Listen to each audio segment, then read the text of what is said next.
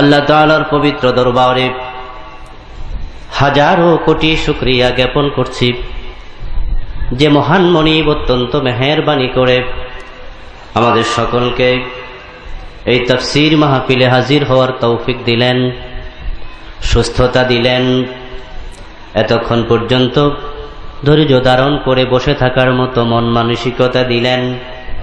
সকল কৃতিত্বের মালিক হলেন আল্লাহ। সেজন্য আমরা আলোচনার শুরুতেই মন প্রাণ উজাড় করে অন্তরের সবটুকুন শ্রদ্ধা এবং ভালোবাসা দিয়ে আমাদের মনিব আল্লাহ তাআলাকে একটিবার শুকরিয়া জানাই, কৃতজ্ঞতা জানাই। সবাই মিলে জোরে জোরে কালিমাতুশ শুকর পড়ি আলহামদুলিল্লাহ।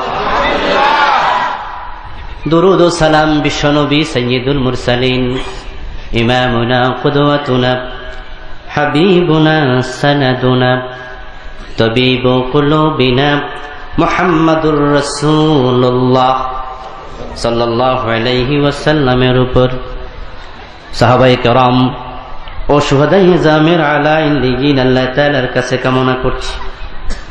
সম্মানিত ভাইরা, আমি আপনাদের সম্মুখে পবিত্র কোরআন মাজিদ থেকে সূরা লোকমানের 13 নম্বর আয়াত তেলাওয়াত করেছি। আল্লাহ তাআলা তৌফিক দান করলে এখান থেকে কিছু কথা বলবো। আমার তৌফিকি ইল্লা বিল্লাহ। আমার বন্ধুগণ, লোকমান আলাইহিস সালামের নামে আল্লাহ তাআলা সূরা লোকমান নাজিল করলেন। অনেক বড় পণ্ডিত মানুষ তিনি ছিলেন। তিনি তার সন্তানকে কিছু উপদেশ দিয়েছিলেন, যে উপদেশগুলো আল্লাহ তাআলা কোরআন মাজিদের আয়াত বানায়া উম্মতে মুহাম্মাদের জন্য নাজিল করে দিয়েছেন। সুবহানাল্লাহ। উনার অসংখ্য উপদেশের মাঝে আজকে আমি শুধু একটা উপদেশ নিয়ে কথা বলবো। আমার ভাইয়েরা, আর প্রথম উপদেশটার গুরুত্ব অবশ্যই দ্বিতীয়টার চেয়েও বেশি, তাই এটা 1 নাম্বার হয়েছে, ঠিক কিনা? যেহেতু এটা 1 নাম্বার আল্লাহ তাআলা বলেছেন, তাই অন্যগুলার তুলনায় এটার গুরুত্ব হবে অনেক বেশি। আল্লাহ তাআলা বলছেন, শোনো দুনিয়ার মানুষ, ও উম্মতে মুহাম্মাদি, ওয়া ক্বালা লোকমান, হে নবী আপনি স্মরণ করুন ওই সময়ের কথা যখন লোকমান বলেছিলেন লিবনিহি, তার সন্তানকে লক্ষ্য করে, ওয়া হুয়া ইয়াইযুহু, তিনি তার সন্তানকে ওয়াজ করছিলেন। ওয়াজ মাহফিল আমাদের দেশে নাম হয় না, তাফসীর মাহফিল, ওয়াজ মাহফিল। ওয়াজ মানে উপদেশ। এই যে আজকে ওয়াজ হচ্ছে, এখন আমি আজকে এমন দামি একটা ওয়াজ করব যে ওয়াজটা হযরত লোকমান তার সন্তানদের কাছে করেছিলেন, আর আল্লাহর এত ভালো লাগছে সেটা উম্মতের জন্য আল্লাহ কোরআনের আয়াত বানিয়ে দিয়েছেন। সুবহানাল্লাহ। ওয়াজটা খুব দামি ওয়াজ। লোকমানের মতো পণ্ডিত মানুষ তার সন্তানকে ওয়াজটা করতেছেন।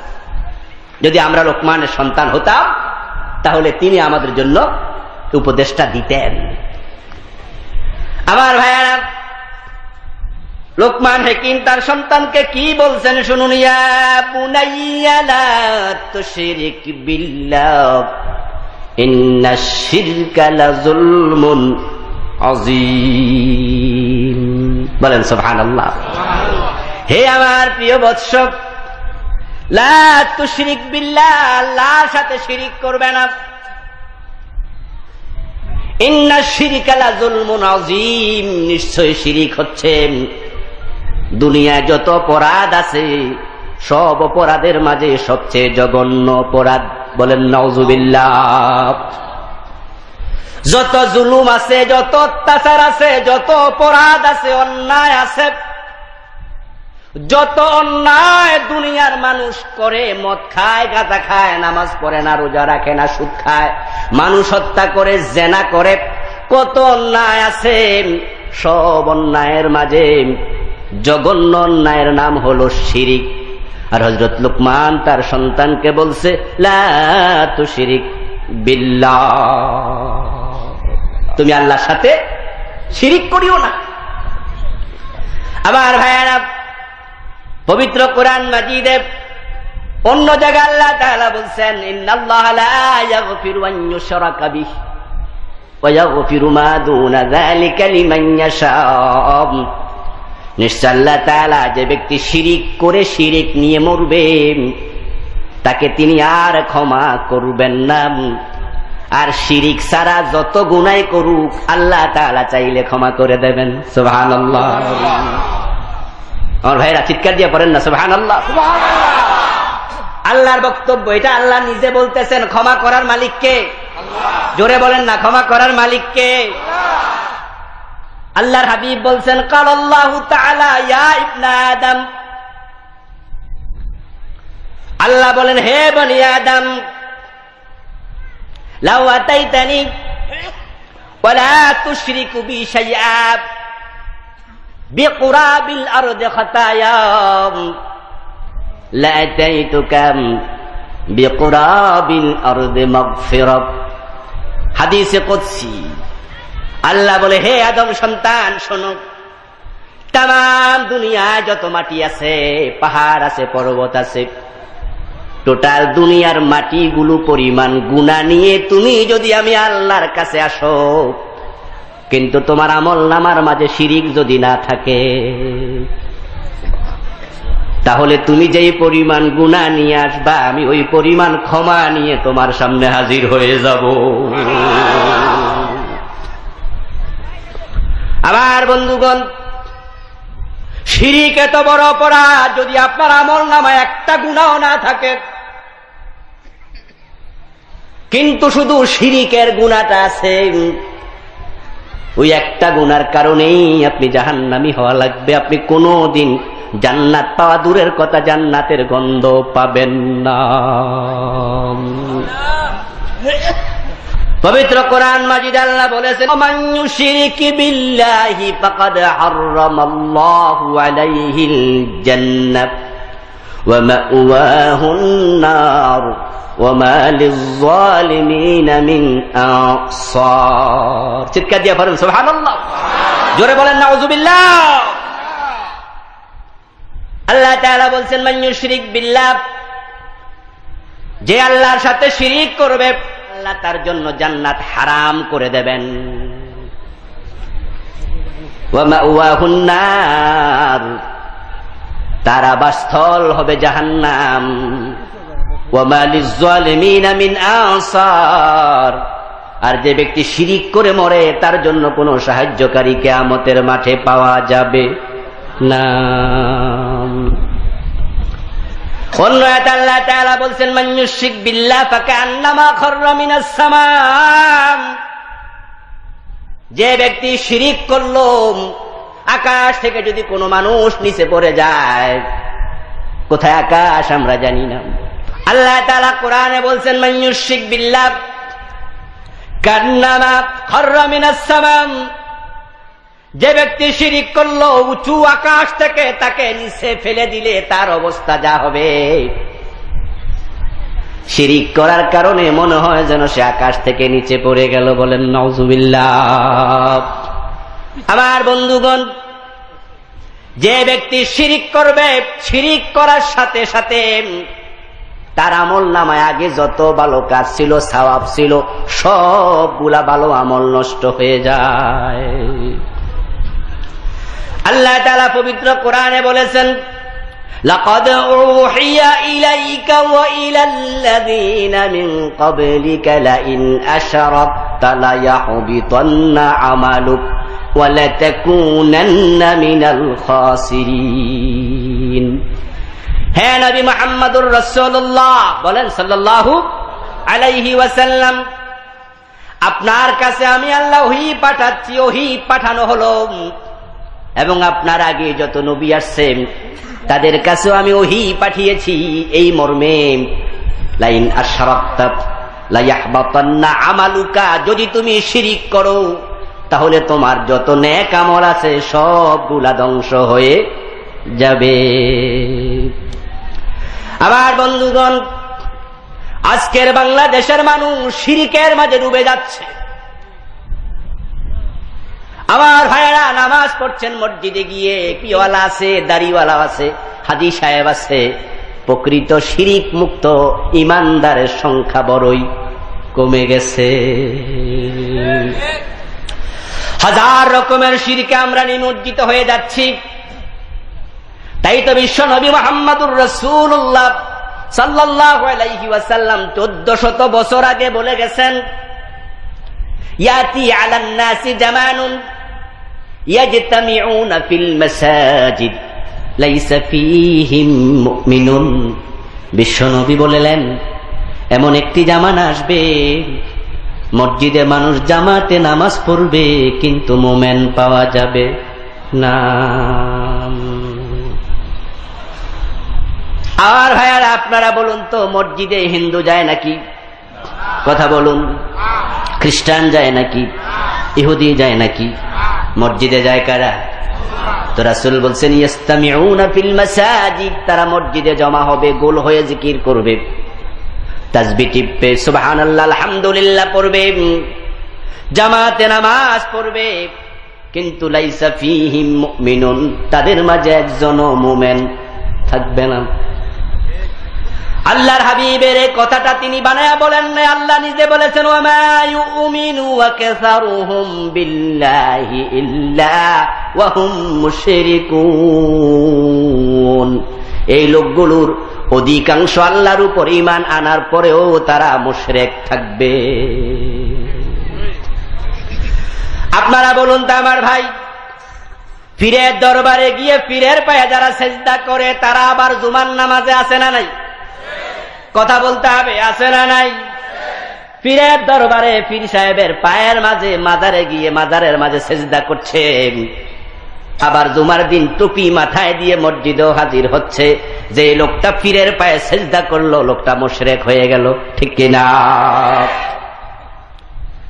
এইভাবে যে কত রকমের শিরক আছে, যেহেতু আমি আজকে মাত্র একটা সাবজেক্ট নিয়ে কথা বলবো, তাই আশা করি অনেক বিষয় নিয়ে কথা বলতে পারবো। যদি আপনারা হাজির থাকেন, চলে যাবেন না তো? জানা দরকার আছে না নাই? নিজের অজান্তে আপনি যদি নিজেও শিরিক করেন, লা ইয়াহবাতান্না আমালুকা, শিরিক যে করবে তার সব নেক আমল বরবাদ হয়ে যাবে। বলেন নাউযুবিল্লাহ। শিরিক কেন করবেন না? কারণ পবিত্র কোরআনে আল্লাহ বলছেন, লা ইয়াহবাতান্না আমালুক, যদি তুমি শিরিক করো, যখন শিরিকটা করলাম তখন থেকে তার আগে যত নেক আমল করছো সব বরবাদ হয়ে যাবে। বলেন নাউযুবিল্লাহ। আমার ভাইয়েরা, শিরিকটা হলো গরুর প্রস্রাবের মতো। গাভী যখন দুধ দেয়, 10 কেজি দুধ দিল, যদি সেখানে সামান্য প্রস্রাব পড়ে যায় তাহলে টোটাল দুধ সবটাই নষ্ট হয়ে যায়। প্রস্রাব যেমন পুরাটা দুধ নষ্ট করে দেয়, শিরিক এমন একটা অপরাধ, এটা আল্লাহর কাছে এতটা ঘৃণিত, যখন মানুষ শিরক করে তার আগের সব আমল বরবাদ হয়ে যায়। নাউযুবিল্লাহ। এটা অত্যন্ত জঘন্য একটি বিষয়। আল্লাহ পাক রব্বুল আলামিন বলছেন যে শিরিক করবে তার জন্য জান্নাত কি হয়ে যাবে? জোরে বলেন, কি হবে? হারাম হয়ে যাবে। ইন্নাল্লাযীনা কাফারু মিন আহলিল কিতাবি ওয়াল মুশরিকিনা ফী নারি জাহান্নাম। আল্লাহ তাআলা পবিত্র কোরআনের আরেক আয়াতে বলেন, যারা কুফরি করবে, যারা শিরিক করবে আহলে কিতাবদের মাঝ থেকে, যারা কাফের হয়ে গেছে, ওয়াল মুশরিকিন, আর যারা শিরিক করে মুশরিক হয়ে যাবে, ফী নারি জাহান্নাম, তারা সবাই জাহান্নামী হয়ে যাবে। এখন আজকে আমাদের দেশে বিভিন্ন সূরতে শিরিক ঢুকতেছে। আমার বন্ধুগণ, একজন এক ভাবে আমাদের দেশে মুশরিক হয়ে যাচ্ছে। ছেলে হয় না, মেয়ে হয় না, তাই আল্লাহর কাছে ছেলে মেয়ে চাওয়া বন্ধ করে খাজা বাবার কাছে ছেলে মেয়ে চায়, এমন মুসলমানও আছে না নাই? আমার বন্ধু, আমি পর্যায়ক্রমে কিছুক্ষণ পরে শিরকে আকবার, শিরকে আসগর নিয়ে কথা বলবো, আর আপনি শুনবেন। শুনে আপনি নিজের মাঝে খুঁজবেন এই শিরিকটা আছে নাকি। যদি থাকে, এখনো তাওবা করে মুসলমান হওয়ার সুযোগ আছে না নাই? কিন্তু আপনি তাওবা না করে যদি শিরিক নিয়ে মরে যান, তাহলে আপনার জীবনটাই বন্ধু বরবাদ হয়ে যাবে। আল্লাহ মুশরিকের জন্য জান্নাত হারাম করে দিয়েছেন। আর যদি শিরিক না করে আপনি মারা যান, তাহলে বিশ্বনবী বলেন তামাম জমিনের সব মাটি পরিমাণ গুনাহ নিয়ে যদি আপনি মরেন, আল্লাহ বলছেন লা তাইতুকা বিকুরাবিহা মাগফিরা, সেই পরিমাণ গুনাহ নিয়ে তুমি আসলে আমি ওই পরিমাণ ক্ষমা নিয়ে তোমার সাথে সাক্ষাৎ করব। আমার ভাইয়েরা, আপনারা মাদার তেরেসার নাম শুনেছেন কিনা? কথা বলা লাগবে ভাইয়েরা আমার। মাদার তেরেসা নোবেল প্রাইজ পেয়েছিলেন শান্তিতে। ভারতে বসবাস করতেন, যদি ইউরোপের নাগরিক ছিলেন। বিদেশ থেকে এসে ভারতে হাজার হাজার অনাথ শিশুকে নিজের সন্তানের মতো মানুষ করেছেন। মাদার তেরেসা জীবনে বিয়ে বসেন নাই। মানুষের খেদমত করা ভালো কাজ না খারাপ কাজ? কথা বলেন ভাইয়েরা আমার। মানুষের খেদমতের মাঝে আল্লাহর সন্তুষ্টি আছে না নাই? রাসূল সাল্লাল্লাহু আলাইহি ওয়াসাল্লাম বলেন, আমি মেরাজের রাতে জান্নাতে গেলাম। ফারাইতু রাজুলান ইয়াতাকাল্লাবু ফিল জান্নাত, জান্নাতে গিয়ে দেখি এক ব্যক্তি জান্নাতের যেদিকে যেতে মন চায় সেদিকে যাচ্ছে। আমি জিবরিল আমিনকে প্রশ্ন করলাম, এই লোকটা দুনিয়ায় এমন কি নেক আমল করেছে জান্নাতের যেখানে যেতে চায় যাওয়ার অনুমতি পেয়ে গেল? জিবরিল আমিন বলেন, দাখালাল জান্নাত ফি শাজারাতিন কাতাহা তুযিন নাস, মানুষ চলাচল করতে এমন একটা রাস্তায় একটা গাছ ছিল। রাতের বেলায় অন্ধকারে পথিক ওই গাছের সাথে হোঁচট খেত, ধাক্কা খেয়ে ব্যথা খেত। আল্লাহর এই বান্দা মানুষের চলাচলের রাস্তাটা কণ্টক মুক্ত করে দিল, বাধা মুক্ত করে দিল, গাছটা কাটলো, কেটে রাস্তাটাকে সুন্দর করে দিল। আর মানুষের উপকারের কারণে আল্লাহ তার জীবনের সব গুনাহ মাফ করে তাকে জান্নাত দিয়ে দিয়েছেন। মানব সেবা অনেক বড় মাপের একটি ইবাদত। কুনতুম খায়রা উম্মাতিন উখরিজাত লিন-নাস, আল্লাহ তাআলা বলেন তোমরা হচ্ছ শ্রেষ্ঠ উম্মাহ। সব জাতির মাঝে মানুষ হলো সৃষ্টির শ্রেষ্ঠ জাতি, আর তামাম মানুষের মাঝে মুসলমান হলো শ্রেষ্ঠ জাতি। ঠিক কিনা? তোমাদেরকে বানানো হয়েছে উখরিজাত লিন-নাস, মানুষের কল্যাণের জন্য। নামাজ একটা বড় ইবাদত, রোজা একটা বড় ইবাদত, কিন্তু মানব কল্যাণ আরো বড় ইবাদত হয়ে যায়। নামাজে দাঁড়িয়েছেন, যদি কারো বাড়িতে আগুন লাগে তাহলে মাসআলা হলো নামাজ ছেড়ে দিয়া আগুন নিভাতে যাও, পরে এসে আবার নামাজটা পড়ো। আপনি নামাজে দাঁড়িয়েছেন, চিৎকার আসলো, একটা বাচ্চা পানিতে পড়ে ডুবে মরতেছে।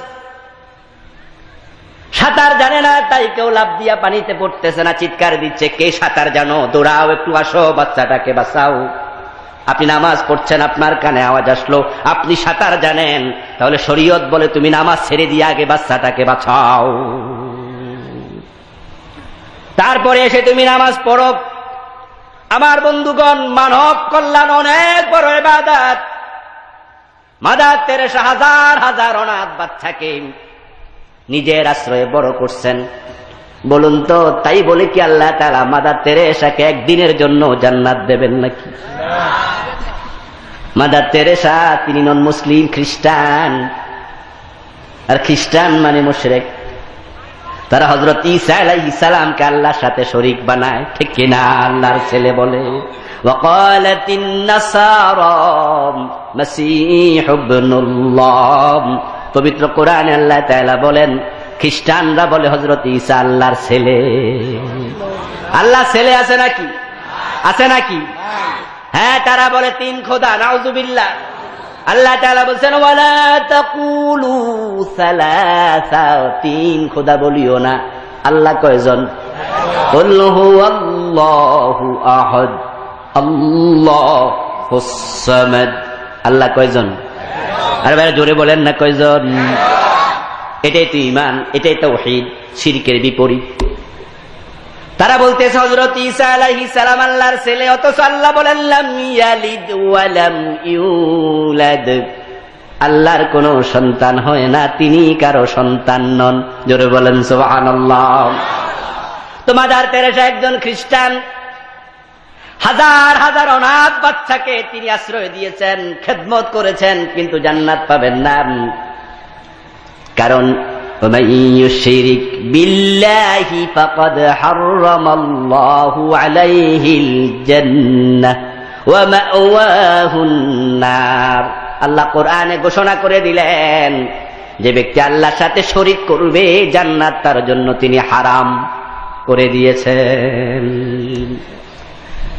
এখন আল্লাহ না করুক, নিজেদের মনের অজান্তে যদি আমরাও কোনো শিরকে লিপ্ত হয়ে যাই, তাহলে তো জীবনটাই বরবাদ হয়ে গেল, ঠিক না? একটা শিরিক করবেন, জীবনের আগের সব আমল শেষ হয়ে যাবে। আমার বন্ধুগণ, আর শিরিক যদি না করেন তাহলে কপালটা খুলে যাবে।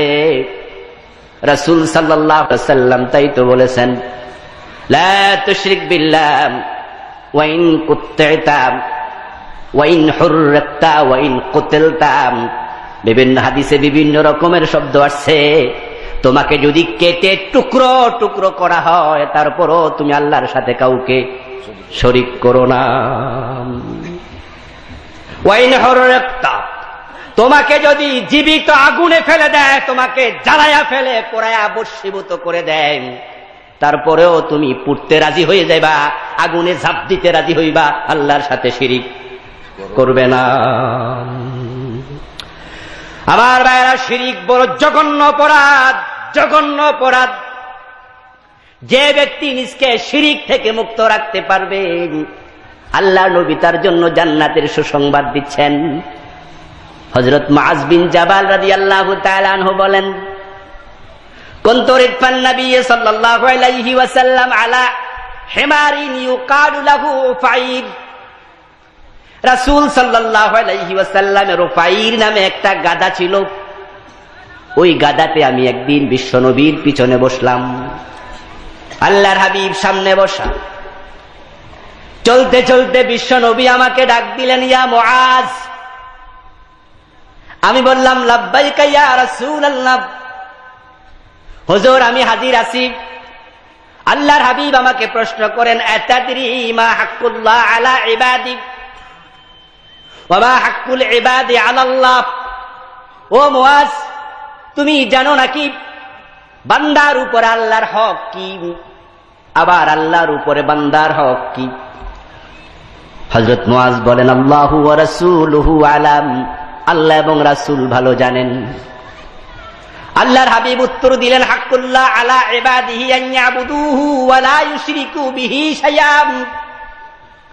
বান্দার উপর আল্লাহর সবচেয়ে বড় হক হলো তারা একমাত্র আল্লাহর গোলামি করবে, আল্লাহর সাথে কাউকে কোনোদিন শরীক করবে না। আর ওয়া হাক্কুল ইবাদ আলাল্লাহ আল্লাহ ইউআযযিবাহুম। এই কাজটা যখন বান্দা করবে, কোনোদিন শরীক করবে না, তাহলে ওই বান্দাকে শাস্তি না দিয়া জান্নাত দেয়া আল্লাহর উপরে দায়িত্ব হয়ে যায়, ওয়াজিব হয়ে যায়।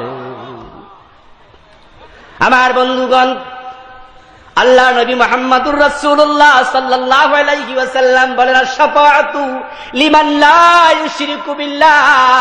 যতই গুনাহ করো শোনো, শাফাআতি লিহালি কাবাইরি মিন উম্মতি। যদি শিরিকটা না করো, তাহলে কিয়ামতের মাঠে কবিরা গুনাহ নিয়ে উঠলে আমি নবী তোমার জন্য শাফাআত করবই। তাই বলে কি কবিরা গুনাহ করা শুরু করে দেবেন ইচ্ছা করে? ইচ্ছা তো লাগে না, ইচ্ছা ছাড়াই তো হইয়া অভাব নাই। আমার বন্ধু, আল্লাহর জান্নাত পাওয়ার জন্য নবীর সুপারিশ দরকার আছে না নাই? আছে, মানে আমাদের জন্য লাগবেই। আল্লাহর হাবিব সাহাবাদেরকে বলছেন, লা ইউনজি আহাদাম মিনকুম আমালু। কিলা ওয়ালা আনতা ইয়া রাসূলুল্লাহ, ক্বালা লা ইল্লা আন ইয়াতাগাম্মাদানি আল্লাহু বিরহমাতিহি। ও আমার সাহাবারা, আমল করো, নেক আমল করো, কিন্তু শুনে রাখো, তোমাদের কারণে এক আমল আখেরাতে আল্লাহর পাকড়াও থেকে মুক্তি পাওয়ার জন্য যথেষ্ট হবে না। নিজের নেক আমল দিয়ে তোমরা মুক্তি পাবে আশা রেখো না। কারণ আল্লাহ তাআলাকে খুশি করার জন্য যেই পরিমাণ আমল করা দরকার, ওই পরিমাণ আমল কোন মানুষের পক্ষে করা সম্ভব না। এমন কিছু ফেরেশতা আছে, যে ফেরেশতাগুলোকে সৃষ্টি করার পরে আল্লাহ বলেছেন উসজুদু হাত্তা আমুরাকুম মাররাতান উখরা, তোমরা সিজদায় যাও, আমি উঠতে না বললে মাথা তুলবে না। ওই ফেরেশতাগুলো সিজদায় গিয়ে আল্লাহর তাসবিহ পড়ছে, এক সিজদায় কিয়ামত হয়ে যাবে। ওই ফেরেশতাগুলো জান্নাত পাবে না। জান্নাত আল্লাহ মানুষের জন্য বানিয়েছেন, তার খলিফাদের জন্য বানিয়েছেন। এখন আমরা সিজদা করি কয় ঘন্টা লম্বা? আমার ভাইয়েরা, ফেরেশতা এক সিজদা কিয়ামত পর্যন্ত থাকবে, কোনো গুনাহ করে না, তারপরও তারা জান্নাত পাবে না।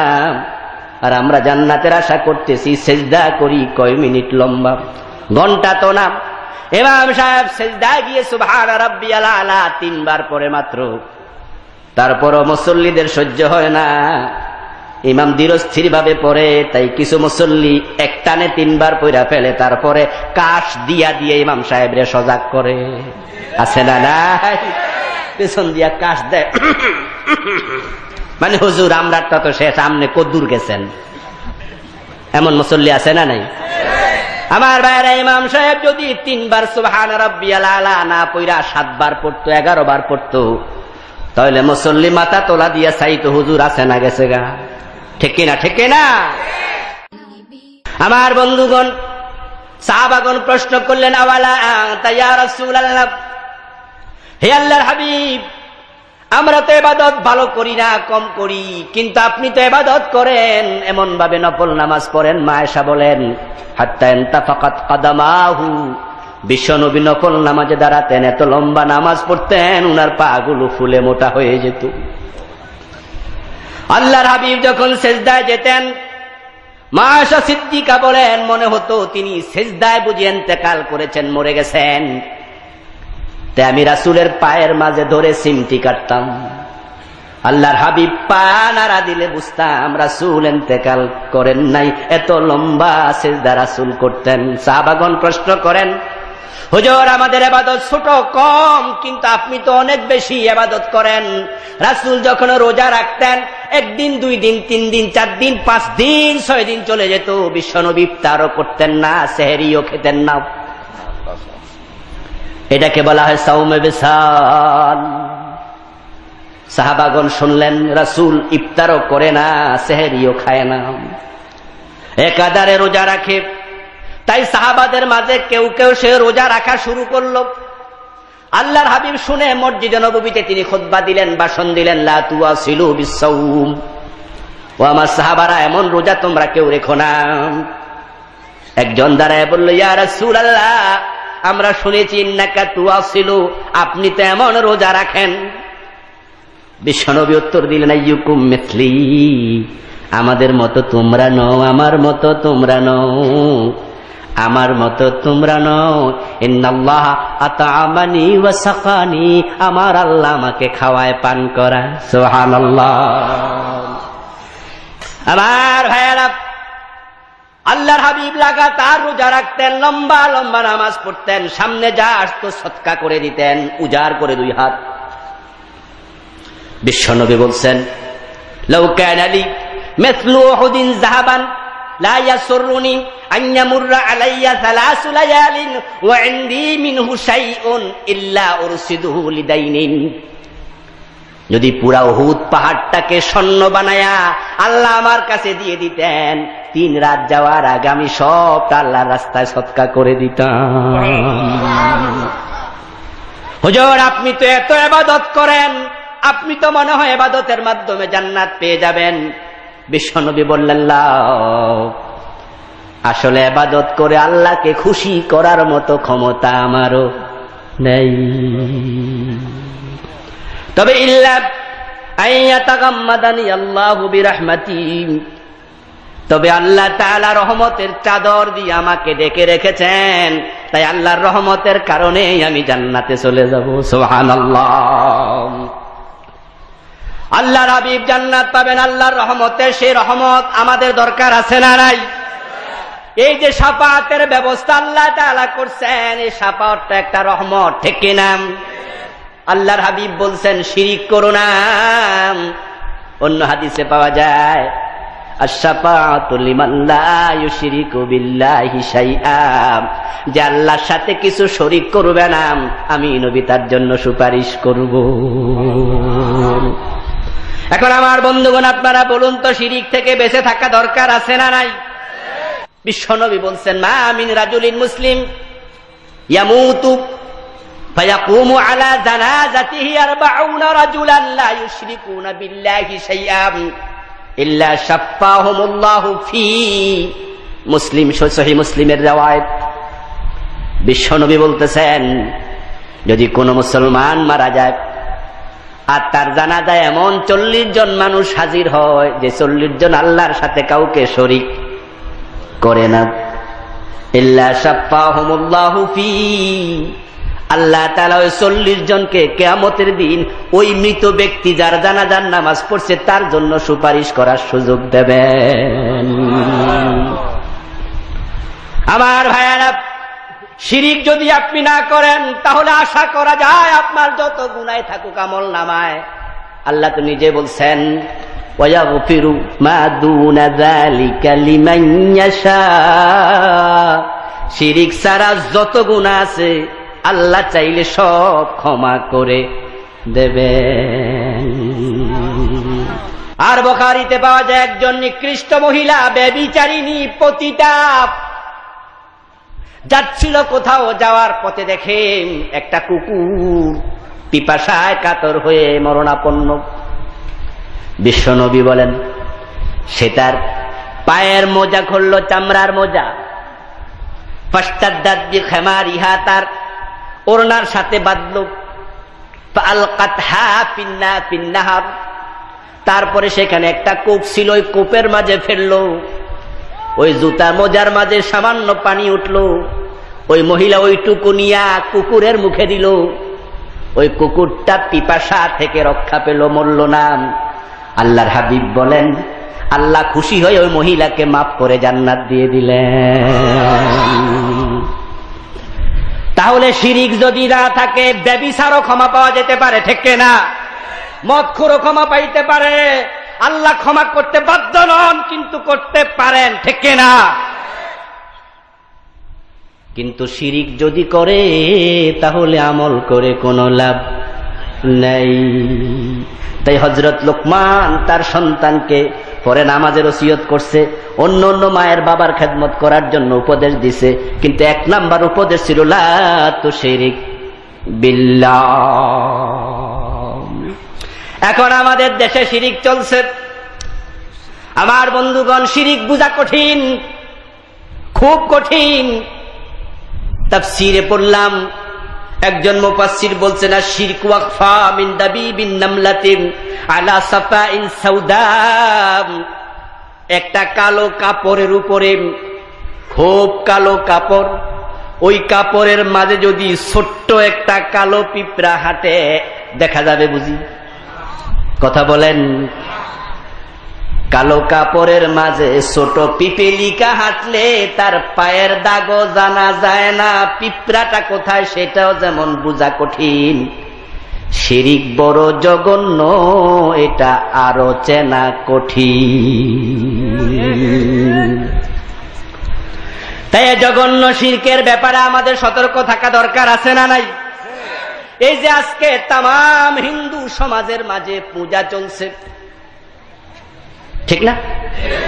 হিন্দুরা হিন্দুদের পূজা করুক, এতে আমাদের বাধা দেওয়ার কিছু নেই, আপত্তি করার কিছু নেই। বিদায় হজের ভাষণে রাসূল বলে গেছেন যারা সংখ্যালঘু তোমাদের সাথে যুদ্ধ করে না, ওই সংখ্যালঘুরা তোমাদের কাছে আমানত, পবিত্র আমানত। তাদের ধর্ম তারা পালন করুক, আমরা বাধা দিতে যাব না। আমরা দাওয়াত দেব, দাওয়াত দেওয়ার পরে কবুল করুক আর না করুক, সেজন্য আমরা আল্লাহর কাছে আর পাকড়াও হব না। ফাযাক্কির ইন্নামা আনতা মুযাক্কির লাস্তা আলাইহিম বিমুসাইতির। আল্লাহ তাআলা বলেন, হে নবী, আপনি উপদেশ দিন, আপনি ওয়াজ করেন, দাওয়াত দেন, এটাই আপনার দায়িত্ব। মানুষকে জোর করে মোমেন বানানোর জন্য আপনাকে আমি চকিদার বানাই নেই। আজকের হিন্দুরা তাদের পূজা করছে, মূর্তি পূজা। এই মূর্তি পূজার মাঝে বন্ধু মুসলমানরা অংশগ্রহণ করতেছে কিনা? আমার ভাইয়েরা, আজকে মুসলমানদের ভিতরে বিভিন্ন ভাবে শিরিক ঢুকতেছে। তার মাঝে মূর্তি পূজা হলো শিরিকে জলিল। এটা বড় মাপের শিরিক। শিরিক হলো দুই প্রকার, একটা শিরকে আকবার, এটাকে শিরকে জলি বলে, আরেকটা শিরকে আসগার, এটাকে শিরকে খফি বলে। আল্লাহর হাবিব সাল্লাল্লাহু আলাইহি ওয়াসাল্লাম কোথ থেকে বের হলেন? সাহাবী বলেন, রাসূলুল্লাহ সাল্লাল্লাহু আলাইহি ওয়াসাল্লাম খারাজা ইলাইনা, আমাদের কাছে আসলেন। ওয়া নাহনু নাতাযাকারুল মাসিহাদ দাজ্জাল, এসে তিনি শুনতে পেলেন আমরা কয়েকজন সাহাবী গোল হয়ে বসে দাজ্জাল নিয়ে আলোচনা করছি। দাজ্জালের নাম শুনছেন তো? কিয়ামতের আগে দাজ্জাল আসবে। ওই দাজ্জালের ফিতনা থেকে আল্লাহর নবী আশ্রয় চেয়েছেন, আমাদেরকে আশ্রয় চাইতে বলছেন। তো আমরা দাজ্জাল নিয়ে কথা বলছি। বিশ্বনবী তখন বললেন, আলা উখবিরুকুম, আমি কি তোমাদেরকে খবর দেব না, বিমা খাফু ওয়া খুওয়াফু আলাইকুম ইনদি মিনাল মাসিহিদ দাজ্জাল। ও আমার উম্মতেরা, দাজ্জালের চেয়ে তোমাদের জন্য আমি বেশি ভয় করি যাহা, আমি কি সেই খবর দেব না? ক্বালু বালা ইয়া রাসূলুল্লাহ, বিশ্বনবীকে সাহাবারা বলেন, হুজুর বলুন। ক্বালা আশ-শিরকুল আসগর, রাসূল বলেন দাজ্জালের চেয়ে বেশি ভয়ানক হলো শিরকে আসগর। তোমরা মুসলমানেরা শিরকে লিপ্ত হয়ে যেতে পারো। ওই যে কালো কাপড়ের মাঝে ছোট কালো পিপিলিকা হাঁটলে বুঝা কঠিন, শিরিক এমন ভাবে ঢুকবে বুঝা বড় কঠিন হয়ে যাবে। শিরকে আকবরের মাঝে একটা হলো মূর্তি পূজা, সবচেয়ে বড় শিরকের একটা শিরিক। ওটা হিন্দুরা করে, মুশরিকরা আরবে করতো। তাই তো রাসূলকে আল্লাহ বলছেন, কুল ইয়া আইয়ুহাল কাফিরুন লা আ'বুদু মা তা'বুদুন। হে নবী, আপনি ডেকে বলুন, ও কাফেরেরা, তোমরা যার ইবাদত করো, মূর্তির পূজা করছো, ইবাদত করছো, লা আ'বুদু, আমি তার ইবাদত করতে রাজি হব। এখন হিন্দুরা মূর্তি পূজা করছে, আমার বন্ধু তাদের পূজাতে মুসলমান গিয়ে হাততালি দিচ্ছে, আছে না নাই? আমার ভাইয়েরা, কয়দিন আগে আমাদের কোরবানির ঈদ গেল। বলুন তো, মুসলমান কোরবানির ঈদে কেমনে গরু জবাই করে তা দেখার জন্য আপনাদের বাড়িতে কয়জন হিন্দু আসছে? তাহলে আমরা যে আজকে পত্র পত্রিকায় লেখা দেখি, আমাদের নেতারা বিভিন্ন জন বলে ধর্ম যার যার, উৎসব আনন্দ সবার, বলে কিনা? পত্র পত্রিকায় দেখতেছেন বিভিন্ন নেতারা বলছে ধর্ম যার যার, উৎসব নাকি সবার। আমার ভাইয়ারা, এই চিন্তা যদি পরিবর্তন না করে, তাওবা না করে, যে ব্যক্তি এটা মনে করবে যে এই সমস্ত পূজার আনন্দ মুসলমান অংশগ্রহণ করবে, হিন্দু যেমন মুশরিক সেও সমান মুশরিক হয়ে যাবে।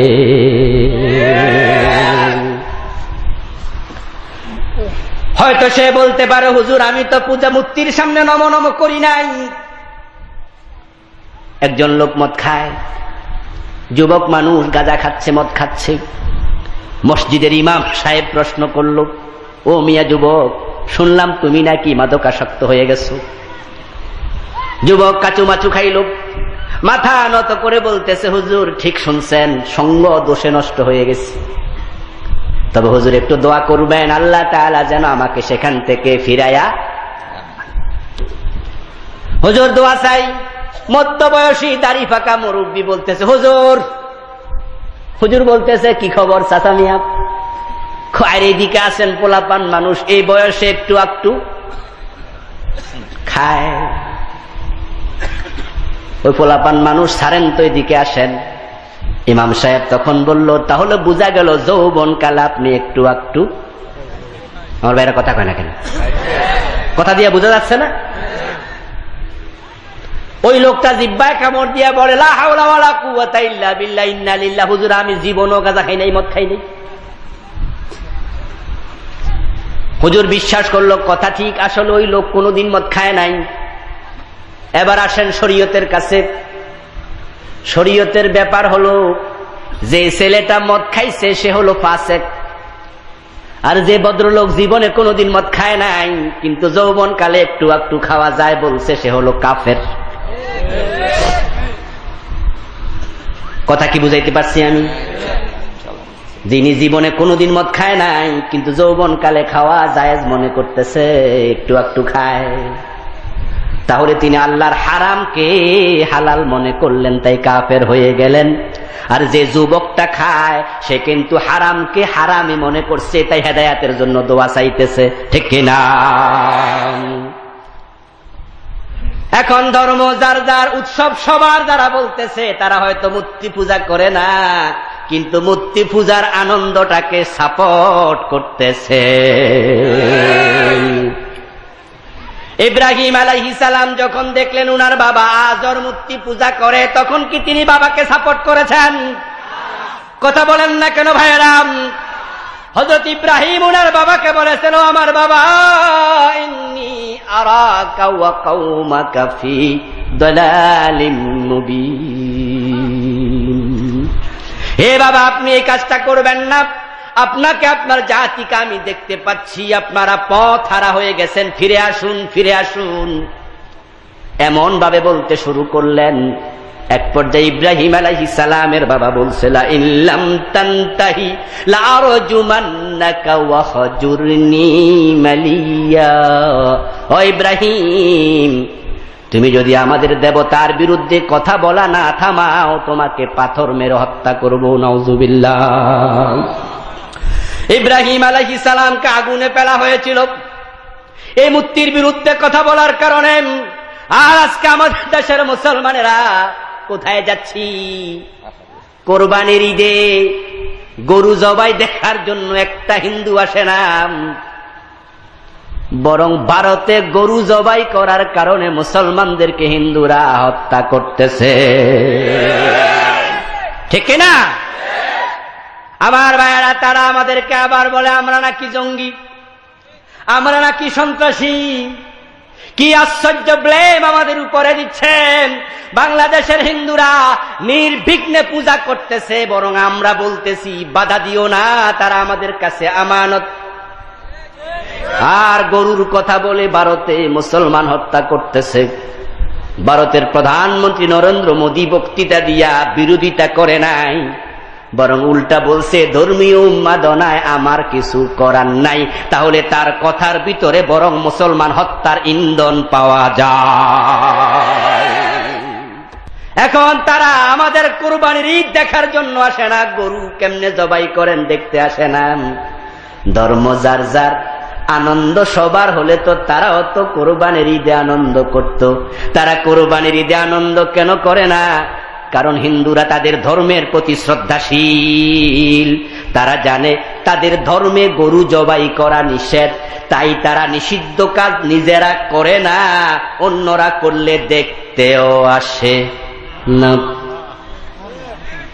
হিন্দু ধর্মে যদি গরু জবাই নিষিদ্ধ হয়, মুসলমান ধর্মে মূর্তি পূজা করা জায়েজ না হারাম? চুপ করে থাকলে আল্লাহর কাছে জবাব দেবেন। বন্ধু, মাসালা জানলে কথা বলুন। মুসলিম ধর্মে মূর্তি পূজা জায়েজ না হারাম? তাহলে হিন্দুদের ধর্মে যদি গরু জবাই নিষেধ হয়, তারা নিজেরা সে নিষিদ্ধ কাজটা করে না, কেউ করলে দেখতেও যায় না। মূর্তি পূজা হারাম হলে ওই আনন্দে আপনারা কেমনে শামিল হন? বরং মুসলমানগুলোর জ্বালা হিন্দুরা পূজা করতে পারে না, ওখানে গিয়ে ঠেলাঠেলি লাগায় দেয়, ঠিক না? মূর্তির সামনে রুটি দেয়, হালুয়া দেয়, কলা দেয়, মূর্তির সামনে বিভিন্ন মিষ্টি জাতীয় খাবার দেয়, তারপর ওখান থেকে এনে এটার নাম প্রসাদ, এটা বিতরণ করে। মুসলমান ছেলেরাও হাত বাড়ায়া মিষ্টি খাইতে থাকে। অথচ পবিত্র কোরআনের আল্লাহ 4টি সূরাতে বলেছেন যে সমস্ত জিনিস আল্লাহ ছাড়া অন্যের নামে উৎসর্গ হয় ওইটা খাওয়া হারাম, হারাম, হারাম। আমার বন্ধুগণ, কত রকমের শিরকে আমরা আজকে নিমজ্জিত। আলহামদুলিল্লাহ মুসলমান, আমরা সরাসরি মূর্তি পূজায় যাই নাই, করব না। আমরা আল্লাহর সাথে কাউকে শরীক এভাবে করি না। আল্লাহর ছেলে আছে, আল্লাহর মেয়ে আছে, এমন কথা বিভিন্ন ধর্মের লোকেরা বলে। ফেরেশতাকে ইহুদিরা আল্লাহর মেয়ে বানায়, হযরত উযাইরকে আল্লাহর ছেলে বানায়, হযরত ঈসাকে আল্লাহর ছেলে বানায়, 3 খোদা বলেন, হযরত মারিয়ামকে আল্লাহর বউ বানায়। কিন্তু আলহামদুলিল্লাহ এই জাতীয় প্রকাশ্য শিরিক থেকে আমরা মুক্ত, মূর্তি পূজায় আমরা লিপ্ত হই না। কিন্তু আরেকটা শিরিক আছে, শিরিকে আসগর। আমার বন্ধুগণ, এই দেশে দেখবেন একদল মুসলমানের নেতা নেত্রীরা বলে বেড়ায়, যে চিন্তাটা আপনাদের অনেকের ভিতরেও আছে, জনগণ সকল ক্ষমতার উৎস। এমন কথা বাংলাদেশের বিভিন্ন পত্র পত্রিকায়, পোস্টারে, ব্যানারে, লিফলেটে দেখা যায় কিনা? অথচ পবিত্র কোরআনে আল্লাহ বলেছেন, ইন্নাল কুওয়াতা লিল্লাহি জামিআ, নিশ্চয় সব ক্ষমতার মালিক হলেন আল্লাহ। তাহলে আল্লাহর ক্ষমতার সাথে জনগণকে শরীক করা হলো, ঠিক কিনা? আমার বন্ধু, আমি যে আলোচনা করছি আপনাদের জন্য করছি, আপনি খুঁজবেন আপনার ভিতরে কোন শিরিকটা ঢুকে গেছে। আচ্ছা, জনগণ সকল ক্ষমতার উৎস, এটা না কইলে কি ভোট দেয়া বন্ধ হয়ে যাবে নাকি? তাহলে ফাও কথা বলা দরকার কি? ক্ষমতার মালিক কে? জোরে বলেন কে? কুলিল্লাহুম্মা মালিকাল মুলকি তুতিল মুলকা মা তাশাউ ওয়া তানজিউল মুলকা মিম্মা তাশাউ। জোরে বলেন সুবহানাল্লাহ। হে জগতের মালিক, রাজাদিরাজ খোদা আল্লাহ, আপনি হচ্ছেন রাজত্বের মালিক, যাকে চান রাজত্ব দেন। আবার যদি আপনি নারাজ হয়ে যান, রাজারে জেলখানার কয়েদি বানায়া দেন, ঠিক কিনা? এমন ঘটনা বাংলাদেশও আছে না নাই? 9 বছরের রাজা, 10 বছরের সাজা। এই জমিনে মানুষের মতো ক্ষমতাহীন পৃথিবীতে আর একটা মাখলুক আল্লাহ বানান নাই। সবচেয়ে ক্ষমতা আল্লাহ কম দিয়েছেন মানুষকে। তাই আপনি দেখবেন বন্ধু, একটা মুরগির বাচ্চা ডিম থেকে ফোটার পরে 1 দিন 2 দিন পরে নিজে নিজে হাঁটে, নিজে নিজে খায়, ও স্বাবলম্বী হয়ে যায়। মানুষের বাচ্চা এত ক্ষমতাহীন, এত অসহায়, 6 মাস পর্যন্ত খাবার চাইতে জানে না, ক্ষুধা লাগলে শুধু কান্না লাগে।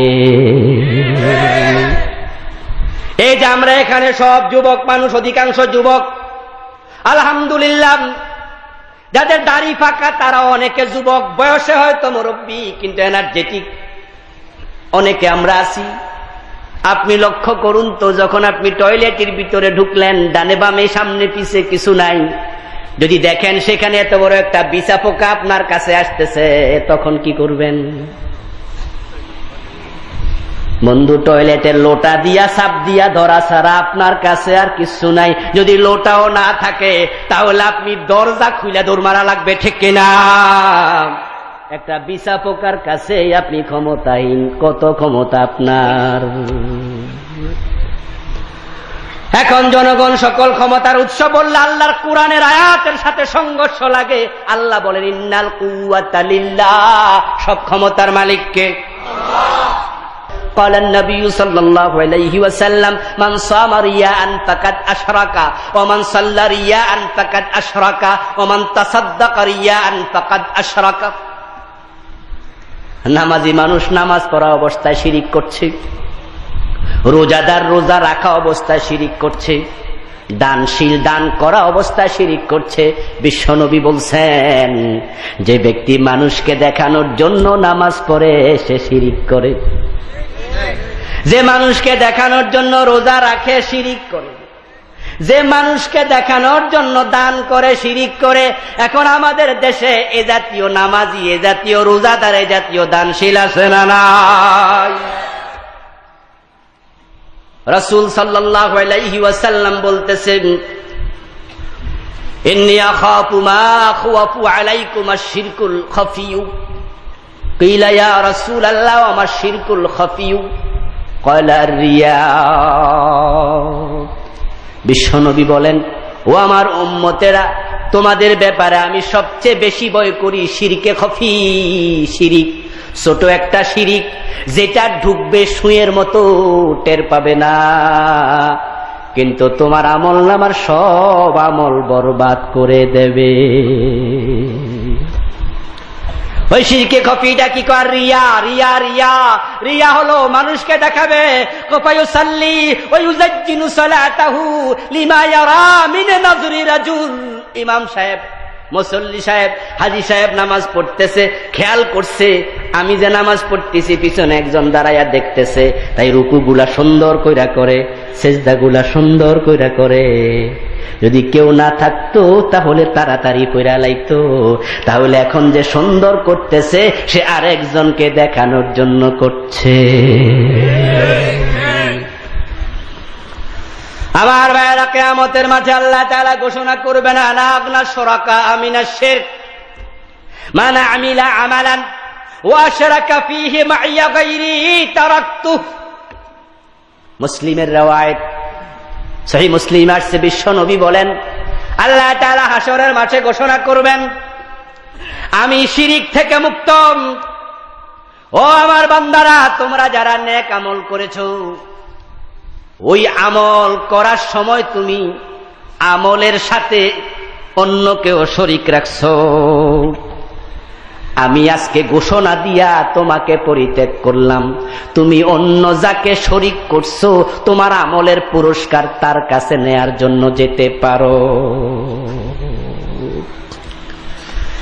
আমাদের দেশে আমরা বন্ধু আমল করে মানুষকে দেখানোর মাঝে আলাদা একটা মজা পাই। তাই 2-4 রাকাত তাহাজ্জুদের নামাজ যে পড়ি, এটা যদি মানুষে নাই জানলো, তা আমি তাহাজ্জুদ পড়লাম কেমনে হলো, জানলে তো আমার একটু পীর সাহেব বলবে, মুসল্লি মুসল্লি। তাই বলতেছে সকালবেলায় চা দোকানে, বেয়াই সাহেব আপনার পুকুরের মাছ এত বড় হইছে কেমনে, কি খাওয়ান? বেয়াই বলে, পুকুরের মাছ যে বড় হইছে আপনি কেমনে জানলেন? খয়ার মিয়া, ভোর রাতে 2-4 রাকাত পড়ার জন্য তো উঠা লাগে, ওযু করতে গিয়া দেখি মাছ লাফায়। বলুন তো বন্ধু, মাছের খবর দেয় নাকি তাহাজ্জুদের খবর দেয়? মসজিদের ইমাম সাহেব, এলাকার আলেম ওলামা, অন্য মানব মুরব্বী দাওয়াত দিয়া নিয়া হাজী সাহেব বলতেছে, কইরে সলিমউদ্দিন, ওনার ছেলের নাম সলিমউদ্দিন। কই জি বাবা। কই 7ম বারে হজ থেকে যে জায়নামাজটা আনছি ওইটা একটু নিয়ে আয়, বিছায়া দে। আমার বন্ধু জায়নামাজ বিছায় না, উনি যে 7 বার হজ করছে খবরটা দিয়া দিল, ঠিক কিনা? মানুষকে শোনানোর মাঝে মজা পাই, মানুষকে দেখানোর মাঝে মজা পাই। এটা হলো রিয়া। এটা রিয়া, এটা মারাত্মক জিনিস, আপনার আমলকে বরবাদ করে দেবে, এটা শিরক। আল্লাহর হাবিব সাল্লাল্লাহু আলাইহি ওয়াসাল্লাম বলেছেন, ইন্নাল্লাহা লা ইয়ানজুরু ইলা সুওয়ারিকুম ওয়া আমওয়ালিকুম ওয়ালাকিন ইয়ানজুরু ইলা কুলুবিকুম ওয়া আমালিকুম। বিশ্বনবী বলেন, আল্লাহ তোমার চেহারা কত সুন্দর, টুপি কত ভালো, দাড়ি কত লম্বা, পাগড়ি কত লম্বা, কত লাখ টাকা দান করে মসজিদ বানাইছো, মাদ্রাসা বানাইছো, আল্লাহ এগুলো দেখবেন না। প্রথমে দেখবেন তোমার কলবের দিকে, কলবে তোমার কি আছে, তারপরে তিনি আমলের দিকে দেখবেন। এখন আমাদের দেশে হাজার হাজার মুসল্লি রিয়াতে ব্যস্ত, আমাদের ভিতরে রিয়া ঢুকে যাচ্ছে। এজন্য আমার বন্ধু, আমল যখন করবেন তখন আল্লাহ ছাড়া কারো সন্তুষ্টির কথা মাথায় রাখা যাবে নাম। আল্লাহ তাআলা বলছেন পবিত্র কোরআনে, কুল ইন্না সালাতি ওয়া নুসুকি ওয়া মাহইয়ায়া ওয়া মামাতি লিল্লাহি রাব্বিল আলামিন। হে নবী, আপনি ঘোষণা করুন, নিশ্চয় আমার নামাজ, আমার হজ, আমার স্যাক্রিফাইস, আমার যাবতীয় জীবন মরণ যা আছে সবকিছু এক আল্লাহর জন্য নিবেদিত। তাই রিয়া মুক্ত হবেন, সেমা মুক্ত হবেন, চেষ্টা করবেন আপনি যেন আপনার আমলে অন্য কোনো কিছু ঢুকতে না পারে। শয়তান এত বড় শত্রু, সে যখন মানুষকে নামাজ থেকে, রোজা থেকে, আমল থেকে ফিরাইতে পারে না, তখন আমলের ভিতরে সে রিয়া ঢুকাইয়া দেয়। এজন্য আমল করার আগে আল্লাহর কাছে আশ্রয় চাওয়া দরকার। এটা এক নাম্বারে আমার আলোচিত শিরকের একটা। দ্বিতীয় নাম্বার, শিরকে লিপ্ত আমাদের সমাজের হাজার হাজার মানুষ। দেখবেন হাতের মাঝে আঙ্গুল হইল 5টা, আংটি লাগাইছে 7টা। আছে না নাই? একটা লাল, আর একটা হলুদ, আর একটা সবুজ, একটা লম্বা, আর একটা গোল্লা। আরে ভাইজান, এত আংটি কেন? বলে হুজুর, এগুলো এক একটা অনেক দাম দিয়ে আজমির শরীফ থেকে আনছি। এটা দিলে ভাগ্য পাল্টা যায়, ওইটা দিলে বিপদ মুসিবত আর ধারে কাছেও। আংটি ভাগ্য গণনা করে হাত রেখা, হস্তরেখা মানুষকে দেখায়, হাতের রেখা ভাগ্য গণনাকারী। বিভিন্ন জায়গায় দেখবেন রাস্তার মোড়ে বসে আছে বান্দর নিয়া, বান্দরের কাছে গিয়ে রেখা গণায়। আছে না নাই? হস্তরেখা গণাচ্ছে, এই গণকদের কথায় বিশ্বাস করছে। টিয়া পাখি নিয়ে রাস্তার মোড়ে বসে আছে অনেকগুলা ইমবেলাপ, 5 টাকা দিয়া ভাগ্য গণায়। টিয়া পাখি ছেড়া দে, সে একটা ইমবেলাপ নিয়ে হাজির হয়। তারপরে হাতের মাঝে ইমবেলাপ থেকে লেখা বাইর করে বলে, আপনার হচ্ছে মিথুন রাশি, আগামী মাসটা বেশি ভালো যাবে না, সতর্ক থাকবেন, তবে বিয়ে করলে ভালো বউ পাবেন। মুস্কি হাসি দিয়া ফোলা কয়, তাহলে বিয়াটা এখনই করমু। আমার বন্ধু, ওই 5 টাকার কাগজের ভিতরে তোমার ভাগ্য বুঝি ঢুকে বসে আছে। আমার বন্ধুগণ, ভবিষ্যতের খবর জানে একমাত্র কে? জোরে বলেন, একমাত্র কে জানে? ভবিষ্যতের খবর, এটার নাম ইলমে গায়েব। আল্লাহ ছাড়া গায়েবের খবর কেউ, পিছনে যা ঘটে গেছে এটা তো আর গায়েব নাই, এটা তো প্রকাশ্য। জিনের মাধ্যমে এটা জানা যেতে পারে, পিছনের খবর জিনদের মাধ্যমে কবিরাজরা সংগ্রহ করতে পারে, জিন যারা লালন পালন করে সংগ্রহ করতে পারে, কিন্তু ভবিষ্যতের খবর এক আল্লাহ ছাড়া কেউ জানে না।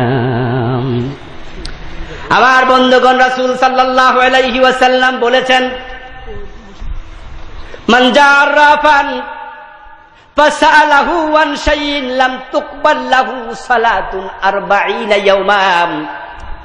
যে ব্যক্তি কোন গণকের কাছে গেল, গণকের কাছে গিয়া গণককে কিছু জিজ্ঞাসা করলো, অর্থাৎ তার কাছে ভাগ্য গণনার ব্যাপারটা জানতে চাইল, বিশ্বনবী বলেন, যদি জানতে চায় সাথে সাথে তার 40 দিনের আমল নামা থেকে নামাজ বরবাদ করে দেয়া হয়। নাউজুবিল্লাহ। গণকের কাছে যাওয়াটাই কত বড় রিস্ক। ফাসালাহু, গিয়ে প্রশ্ন করছে গণকের কাছে কিছু, আমল নামা থেকে 40 দিনের নামাজ বাতিল করে দেয়া হয়। লাম তুকবাল লাহু সালাতুন 40 ইয়াওমা, 40 দিনের নামাজ কবুল হয় না, মানে বাতিল হয়ে যায়। আর অন্য হাদিসে পাওয়া যায়, মান সাদ্দাকা আররাফান, যে ব্যক্তি কোন গণকের কথাকে বিশ্বাস করলো, তাহলে ফাকাদ কাফারা মা উনজিলা আলা মুহাম্মাদিন সাল্লাল্লাহু আলাইহি ওয়াসাল্লাম, গণকের ভবিষ্যৎবাণী বিশ্বাস করার কারণে আল্লাহ তাআলা নবী মুহাম্মাদের উপরে যে কোরআন নাজিল করলেন, সে কোরআনটাকে অস্বীকার করলো। কারণ কোরআনে আল্লাহ তাআলা অনেক আয়াতে বলেছেন, আলিমুল গায়বি ওয়াশ শাহাদা, গায়েবের খবর একমাত্র কে জানেন? ইন্নামাল গায়বু লিল্লাহ, গায়েব জানে একমাত্র আল্লাহ। বিশ্বনবীকে আল্লাহ বলছেন কুল্লা ইয়ালামু মান ফিস সামাওয়াতি ওয়াল আরদিল গায়বা ইল্লাল্লাহ। হে নবী, আপনি ঘোষণা করে দিন আকাশ জমিনে আল্লাহ ছাড়া কেউ গায়েব জানে না। বিশ্বনবীকে আল্লাহ বলছেন আপনি বলি দিন আকাশ এবং জমিনে আল্লাহ ছাড়া কেউ গায়েব জানে না। তাহলে বর্তমানে কিছু পীর সাহেব বাইর হইছে, তার মুরিদেরা বলে পীর সাহেব গায়েব জানে, এমন পীর মুরিদ আছে না নাই? গণকের কাছে যাবেন না, হস্তরেখা দেখাবেন না, বিশ্বাস করবেন না, এটা শিরিক।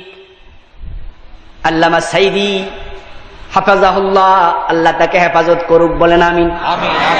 আমাদের মাঝে আল্লাহ উনাকে আবার তাফসীর করার জন্য ফিরায় আনুক, বলেন আমিন। উনাকে আমরা রাজনৈতিক ভাবে দেখব না, উনাকে আমরা আল্লাহর কোরআনের মুফাসসির হিসাবে দেখতে চাই, ঠিক না? অন্য রাজনৈতিক নেতাদের দৃষ্টিভঙ্গি একটা, আর আল্লামা সাইদির ব্যাপারটা হবে মুসলমানের কাছে ভিন্ন। কারণ তিনি যদি আজকে মাঠে থাকতেন তাহলে এই কয়েক বছর আরো কয়েক হাজার কাফের মুসলমান হয়ে যেত, যেটা আমাদের দ্বারা সম্ভব হচ্ছে না। শত শত মাহফিল দেশে হয়, আপনাদের এলাকায় কত মাহফিল হবে, কিন্তু কোন মাহফিলে কোন কাফের হিন্দু মুসলমান হয় না, আর উনার একটা মাহফিলও বাদ যেত না। আল্লামা সাইদির এক ওয়াজে শুনলাম, তিনি বলতেছেন যদি কোন গণক আপনার বাড়িতে এসে হাত দেখায়, দেখা বলে আগামী মাসে বিপদ আছে, অমুক আছে, তমক আছে, জোরে কষায়া থাপ্পড় মাইরা দেবেন। সে যদি খেপে যায় তাহলে বইলা দিয়েন, ভাইজান আমার আগামী মাসের বিপদের খবর তুমি জানলা, আমার বাড়িতে আসলে আজকে যে তোমার বিপদ হবে এটা বুঝলা না। কথা বলছেন না ভাইয়েরা আমার?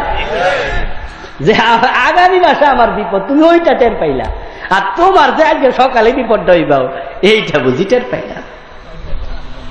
এগুলো সব মিথ্যা। এই জাতীয় হস্ত রাখা যারা দেখায়, যারা বিশ্বাস করে, তারা সবাই রাসূল বলছেন ফাকাদ কাফারা বিমা উনজিলা আলা মুহাম্মাদিন, নবী মুহাম্মদুর রাসূলুল্লাহ সাল্লাল্লাহু আলাইহি ওয়াসাল্লামের উপরে যেই কিতাব নাজিল হলো, ওই কাহেনের কথা, ওই আররাফের কথা, ওই গণকের কথা যদি বিশ্বাস করো, রাসূলের উপরে নাজিল হওয়া কিতাব অস্বীকার করে ফেললে। এখন বাংলাদেশে এমন হাজার হাজার মুসলমান আছে না নাই? পত্রিকায় দেখবেন কত বড় অ্যাডভার্টাইজমেন্ট যে অমুক বুজুর্গ সাহেব, উনার কাছে যান, সব মুশকিল কি হয়ে যাবে, আসান হয়ে। দরবারের নাম মুশকিলে আসান। আস্তাগফিরুল্লাহ, আস্তাগফিরুল্লাহ। আমার ভাইয়েরা, বড় পরিতাপ। এই জাতীয় চিন্তা যারা আছেন, আপনার হাতের ওই আংটিটা আপনার ভাগ্য বদলাইয়া দেবে। আমি আপনাদের কাছে অনুরোধ করব, ওই আংটি ছুঁড়ে ফেলে দেন। ভাগ্য পরিবর্তন করতে পারে আল্লাহর কাছে দোয়া। আত-তাকদীরু লা ইয়ারুদ্দু ইল্লা বিদ-দুআ। ভাগ্য যিনি লিখেছেন পরিবর্তন করার ক্ষমতা একমাত্র তার, ঠিক কিনা? আমার বন্ধুগণ, আপনারা যারা ভাবছেন পীর সাহেবের তাবিজ গলায় দিলে ভাগ্য পরিবর্তন হয়ে যাবে, তাবিজটা ছিঁড়ে আপনি ফেলে দেন। ওই তাবিজের কোনো ক্ষমতা নাই, ভাগ্য পরিবর্তন ক্ষমতা একমাত্র কার? এজন্য বিশ্বনবী বলেছেন ফাইযা সাআলতা ফাসআলিল্লাহ ওয়া ইযা ইসতাআনতা ফাসতাইন বিল্লাহ। যখন চাইবে তখন শুধুমাত্র কার কাছে চাইবে? এখন আমাদের দেশের লোকেরা আল্লাহর কাছে কিছুদিন চায় না, এটা না, কিন্তু চাইতে চাইতে অস্থির হয়ে যায়। 1.5খানা ইট দিয়া বিল্ডিং বানাইতে চায়, কত তাড়াতাড়ি পাওয়া যায়, মনে হয় যেন চাইব আর আল্লাহ দিতে বাধ্য, ধৈর্য ধরে না। এক পর্যায়ে গিয়ে আল্লাহর কাছে চাওয়া বন্ধ করে খাজা বাবার কাছে চাওয়া শুরু করে দেয়। পীর সাহেবের মাজারে গিয়ে চায়। অথচ আপনারা জানেন আল্লাহ তাআলা যখন শয়তানকে জান্নাতের সীমা থেকে বের করে দিলেন, বললেন ফাখরুজ মিনহা ফাইন্নাকা রাজিম, ও শয়তান বেরিয়ে যা, তুই অভিশপ্ত। আদমকে সিজদা করে না, এটাই শাস্তি দিলেন, ঠিক না? শয়তান অভিশপ্ত হলো। অভিশপ্ত হয়ে সে আবার বলতেছে রব্বি ফাউযিরনি ইলা ইয়াউমি ইউবআসুন, ও আমার রব আমাকে কিয়ামত পর্যন্ত হায়াত দেন। দোয়া করছে কে? কথা বলেন জোরে, কে করেছে? দোয়াটা করছে কে? কার কাছে করছে? দেখলেন শয়তান শয়তান হইয়াও বোঝে দেয়ার ক্ষমতা কার। শয়তান আল্লাহর কাছে দোয়া করতেছে, অথচ সে কাফের। আবা ওয়াস্তাকবারা ওয়া কানা মিনাল কাফিরিন। আল্লাহ কয় শয়তান কাফের। শয়তান কাফের হইয়া সে বুঝে দেয়ার ক্ষমতা আল্লাহর, তাই সে কয় রাব্বি, আমার রব আমার কিয়ামত পর্যন্ত হায়াত দেন। শয়তান চায় আল্লাহর কাছে, আর বাংলাদেশের মুসলমান তারা চাইতে যায় খাজা বাবার কাছে। বিয়ে করছে 8-10 বছর চলে গেছে, ছেলে মেয়ে হয় না, তাই মন খারাপ করার পিছনে বসে থাকে। কলিগ বলে মন খারাপ করার কিছু নাই, পাসপোর্টে ভিসা লাগায়া ভারত যাও। কেউ ফিরে না খালি হাতে খাজা বাবার দরবারে। বলেন নাউজুবিল্লাহ। তাই চলে যায় বাইজিদ বোস্তামি চিটাঙে, খাজা বাবার কাছে গিয়ে বলে বাবা আমার একটা ছেলে দাও, আমার একটা মেয়ে দাও। আমি বলি আশ্চর্য খবর তো, যদি খাজায় তোমার ছেলে দেয় তাহলে বাবা হইব কেডা? কি ঠিক কিনা ভাই? আমার কি খাজা সাহেব একজন মানুষ কামাইনুদ্দিন চিশতি রাহিমাহুল্লাহ, তো উনি যদি আপনার ছেলে মেয়ে দেয় তাহলে বাবা আমনে হইবেন কেমনে? খাজা বাবা মাইনুদ্দিন চিশতি কি সন্তান দেওয়ার ক্ষমতা আছে নাকি? কথা বলেন আছে নাকি? মানুষ বানায় কে? আল্লাহ বলছেন আফারাআইতুম মা তুমনুন আনতুম তাখলুকুনাহু আম নাহনুল খালিকুন। চিৎকার দিয়ে বলেন সুবহানাল্লাহ। আল্লাহ বলছেন ও স্বামী, স্ত্রীর বিছানায় গিয়েছো বিয়ের পরে, কিন্তু এটা ভেবো না তোমার স্ত্রীর পেটের বাচ্চাটা তুমি বানাইছো। আনতুম তাখলুকুনাহু, পেটের বাচ্চা তুমি বানাইছো। আম নাহনুল খালিকুন, নাকি আমি আল্লাহ বানাইছি? কে বানাইছে? আল্লাহ। যদি মানুষ বাচ্চা বানাইতে পারতো কারো বাচ্চা কালা হইতো না, সবাই নিজের বাচ্চাটারে একবারে দুনিয়ার সবচেয়ে সুন্দর করে বানাইতো। يهب لمن يشاء إناثا ويهب لمن يشاء ذكورا أو يزوجهم ذكرانا وإناثا ويجعل من يشاء عقيما। বলেন সুবহানাল্লাহ। আল্লাহ তাআলা বলছেন তিনি যাকে চান ছেলে দেন, তিনি যাকে চান মেয়ে দেন, তিনি যাকে চান ছেলেও দেন মেয়েও দেন, আবার তিনি যাকে চান একটাও দেন না। এই তিনি কে? এখন আপনারা অনেকে বন্ধু বউয়ের ঘরে 2টা 3টা 4টা মেয়ে হয়েছে, তাই আবার বন্ধু বাড়ি যায় বউরে ধমক দেয়, আর একটা মাইয়া হলে তালাক দিয়া দিমু, এমন স্বামী নামের আসামি আছে না নাই? তাহলে আর একটা মেয়ে হলে তালাক দিব, তাহলে বোঝা গেল বউয়ে মাইয়া বানায়, ঠিক না? তাহলে বউকে তালাক দেওয়ার ধমক দিচ্ছেন কেন? আমার ভাইয়ের আবার মেয়ে হলে তোমাকে বাপের বাড়ি পাঠিয়ে দেব, এমন কথা বলার লোক বাংলাদেশে আছে না নাই? ও মুসলমান, তোমার বউকে ধমক দিচ্ছ কেন? বাচ্চা তো তোমার বউ বানায় না, ছেলে এবং মেয়ে বানানোর মালিক কে? এই ধমক দিলে তুমি মুশরিক হয়ে যাবে। এজন্য বন্ধু পীরের দরবারে যাবেন না, মাজারে যাবেন না মানতের জন্য, যাবেন সেখানে উস্তাদের কাছে যদি পীর জীবিত থাকে। সেজদা করার জন্য যাবেন না, আল্লাহ ছাড়া অন্যকে সেজদা করলে ঈমান থাকে না। এখন আমাদের দেশে হাজার হাজার বন্ড মুরিদ আছে, পীর আছে, যারা পা সামনে দিয়া বসে থাকে আর মুরিদরা লাইন ধরে সেজদা করতেছে, আছে না নাই? ওরা আবার মসজিদে গিয়ে আল্লাহকে সেজদা করছে, অথচ ইবাদতের মালিক একমাত্র কে? আমার ভাইয়েরা, এই জাতীয় ভণ্ড পীরের কাছে গেলে ঈমান হারা হয়ে যাবেন। যদি যান কোরআন শিখার জন্য যাবেন, যখন দেখবেন পীর মহিলা মুরিদ বানায় প্রকাশ্যে, পর্দা করে না, পীর সেজদা নেয়, কাউকে মাসলা জিগানো দরকার নাই পীরটা ভালো না খারাপ। যে পীর পর্দা করে না সে হক্কানি পীর হতে পারে না, নিশ্চয় এটা বড় মাপের একটা ভণ্ড। আমার ভাইয়েরা, তাই যারা পীর সাহেবকে সেজদা করছেন এখন থেকে থেমে যান, মাজারে মানত করবেন না। যে ব্যক্তি আল্লাহ ছাড়া অন্যের নামে মানত করে সে শিরিক করে। মানত যদি করতে হয় করবেন একমাত্র কার নামে? লা তাহলিফু ইল্লা বিল্লাহ, আল্লাহ ছাড়া কারো নামে শপথ করা জায়েজ নাই। শপথ করবেন একমাত্র কার নামে? এখন আমাদের দেশের লোকেরা শপথ করার সময় হুঁশ থাকে না, তাই বন্ধু কেউ কয় আসমানের শপথ, কেউ কয় জমিনের শপথ, কেউ কয় কোরআনের কসম, আছে কিনা, অমুক তাকিয়ার কসম, পীর সাহেবের মাজারের কসম। না বন্ধু, রাসূল বলেছেন মান আহলাফা বিগাইরিল্লাহ ফাকাদ আশরাকা, যে আল্লাহ ছাড়া অন্যের নামে শপথ করলো সে মুশরিক হয়ে গেল। শুধুমাত্র এক আল্লাহ, তিনি শপথ করতে পারেন সব মাখলুকের।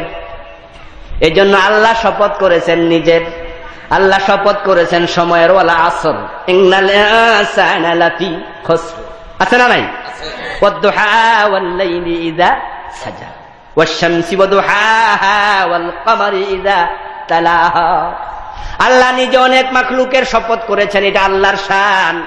আর আল্লাহর বান্দাদের জন্য আল্লাহ ছাড়া কারো নামে শপথ করা জায়েজ। এই শিরকে কিছু লোক লিপ্ত আছে না নাই? আমার বন্ধু, গলার মাঝে তাবিজ ঝুলাবেন না। আমাদের দেশে তাবিজ বিক্রি করা একদল লোকের ব্যবসা হয়ে গেছে। কোথায় পেল তাবিজ? হাদিসে পাওয়া যায় মান তাআল্লাকা তামিমান আল্লাকা তামিমাতান ফাকাদ আশরাকা, যে ব্যক্তি গলায় তাবিজ ঝুলায়, হাতে তাবিজ ঝুলায়, সে শিরিক করে। আল্লাহ তাআলা কোরআন মাজিদকে তাবিজের জন্য নাজিল করেন নাই। রাসূল সাল্লাল্লাহু আলাইহি ওয়াসাল্লাম হাদিসে পাওয়া যায় বিমারি হওয়ার পরে তিনি ওষুধ খেয়েছেন। ওষুধের ভালো করার ক্ষমতা নাই, ভালো করবেন আল্লাহ, তবে ওষুধ ওসিলা হিসাবে খাওয়া যায়। কিন্তু আল্লাহর নবীর জামানায় ওষুধ ছাড়া জারপুক করেছেন কোরআন পড়ে, এটা পাওয়া যায়। কিন্তু কোন সাহাবী অথবা রাসূল কোরআনের আয়াত লিখে গলায় ঝুলাইছেন, হাতে দিয়েছেন, এটা পাওয়া যায় না, একটা হাদিসেও নাই। কোথাকার কোন তাবিজওয়ালারা ব্যবসা করতে করতে কোরআন শরীফের উপরে বিভিন্ন জায়গায় পাওয়া যায়। কোরআন শরীফের উপরও 1, 2, 3, 4, 5, 6, 7 লেখা লেখা তাবিজ বানায় রাখছে, নকশা বানাইছে। আমার ভাইরা, কেউ কেউ সরাসরি সূরা ইয়াসিন লেখে, তারপরে চিকন কাগজের মাঝে লেখে, তারপরে বাক্সের ভিতরে ঢুকাইয়া দেয়, এটা গলায় ঝুলাইয়া ভাবে আমি সূরা ইয়াসিন ঝুলাইছি, ভালো হইছে। অথচ বন্ধু যখন টয়লেটে যায় তখন এই কোরআন শরীফটা লইয়াই টয়লেটে ঢুকছে। আপনারা যারা উলামায়ে কেরাম আছেন, মসজিদের ইমাম সাহেবরা আছেন, তাবিজ বিক্রি করছেন, বন্ধু হাত জোর করে অনুরোধ করি থেমে যান, থেমে যান। কোরআনের অসম্মান করবেন না। আল্লাহ নবীর একটা আংটি ছিল, ওই আংটির মাঝে লেখা ছিল মুহাম্মাদুর রাসূলুল্লাহ, মুহাম্মাদুন সাতরুন, রাসূলুন সাতরুন, আল্লাহুন সাতরুন, 3 লাইন ছিল। ওইটা তিনি রাষ্ট্রীয় কাজে ব্যবহার করতেন সিল মোহর হিসাবে। ওই আংটির মাঝে আল্লাহর নাম আছে, মুহাম্মাদুর রাসূলুল্লাহ। তাই রাসূল যখন টয়লেটে যেতেন আংটিটা খুলে রেখে যেতেন, আল্লাহর নামের সম্মান তিনি দেখতেন।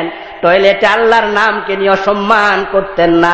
অথচ সূরা ইয়াসিন বুকে ঝুলাইয়া তারপরে কোরআন শরীফ বইয়া টয়লেটে ঢুকছে।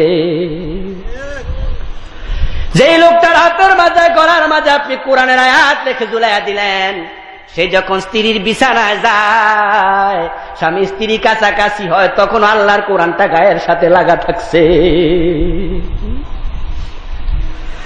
আমার ভাইয়ের জন্য এটা শিরকে খফি যে আপনি গলায় কিছু ঝুলাবেন, তাবিজ ঝুলাবেন, গাছ ঝুলাবেন।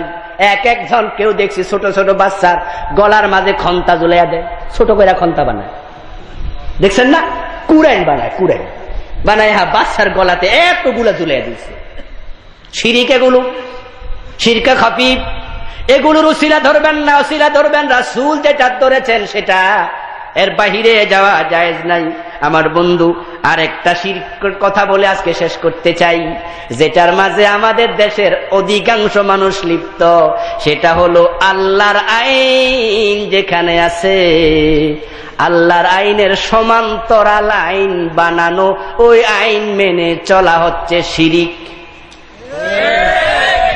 কথা বুঝছেন? মুসলমানের জন্য আইন হবে কার? বলেন কার? কোরআনে আছে না নাই? আলা লাহুল খালকু ওয়াল আমর, সাবধান, সৃষ্টি যার আইন চলবে। এটা কার কথা? আলা লাহুল খালকু, সৃষ্টি যার। সৃষ্টি কার? জোরে বলেন না, কার? ওয়াল আমরু, আদেশ আইন হবে তার। অন্য আয়াতে বলছেন ইনিল হুকমু ইল্লা লিল্লাহ, আল্লাহ ছাড়া কারো আইন মানা যাবে না। বাংলাদেশে 90% আমরা মুসলমান। আল্লাহ তাআলা বলছেন চোর ধরে হাত কাটো, কোরআনে আছে না নাই? বাংলাদেশের আইন চোর ধরা, চোর ধরলে কি সবাই কি মাপ পায় নাকি? চোর ধরলে আমরা ফুলের মালা গলায় দিয়ে ছেড়ে দিই, পুলিশে দেন, পুলিশ তাকে কোর্টে দেয়, কোর্টে যাওয়ার পরে আইন আছে না নাই? তো আল্লাহর আইন আছে চোর ধরে হাত কাটো, বাংলাদেশে হাত কাটার আইন নাই, অন্য একটা আইন তো আছে। আল্লাহর আইনের সমান্তরাল আইন বানাইলে বোঝা যায় সৃষ্টি আল্লাহর, সে মানে না।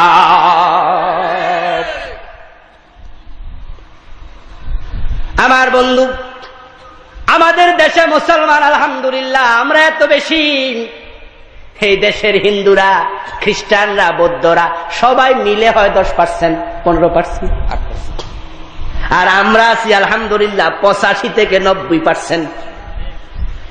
তাই এ দেশের ক্ষমতারা যার হাতে যায় ঘুরে ঘুরে মুসলমানদের হাতে আসবে, জাতীয় পার্টি হোক আর বিএনপি হোক আর আওয়ামী লীগ হোক, ওরা সবাই মিলেও তো 10%, 12%। তাই ক্ষমতা যখনই যাবে মুসলমানের হাতেই যাবে, তাই দেশ যেই চালাবে সেই মুসলমান।